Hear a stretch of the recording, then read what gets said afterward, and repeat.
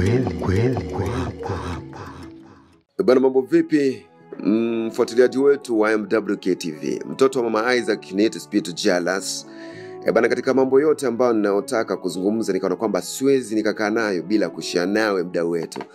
Ni kwamba ni katika upande wa masuala ya mahusiano, asasa pale anapokuwa yakiniweka stress baada ya tu nikifuatilia umalizio wa mahusiano unavyokuwa. Basi nikaona kwamba ni share na wewe kuhusiana na kisa hiki cha mwanamitindo mashuhuri kutoka Rwanda kule.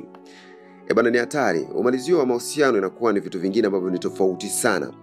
Anaitwa Sandra Teta kutoka Rwanda. Amezua gunzo tena kwenye mitandao baada ya kufunguka kuhusu maisha yake ya ndoa na mwanamuziki kutokea Uganda ambaye anaitwa Manizo, ambaye pia ni mmoja wa wasanii wa kundi la God Life kutokea kule Uganda.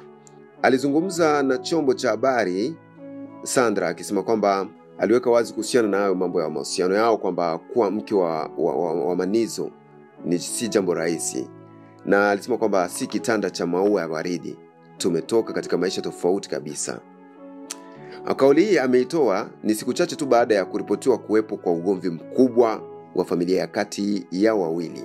Huo ugomvi ulisababisha ajali ya gari ambako inasemekana kuwa Sandra alimgonga Manizo na kumwacha na majeraha makubwa kisha kulazwa hospitalini.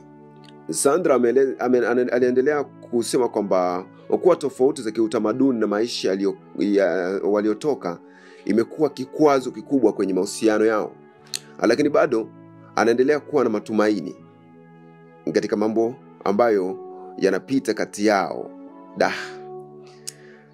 Mahusiano bana. Basi endelea kufuatilia kwa ukaribu habari hii na endelea kufuata MWK TV. Ukweli uko hapa. Kweli hapa.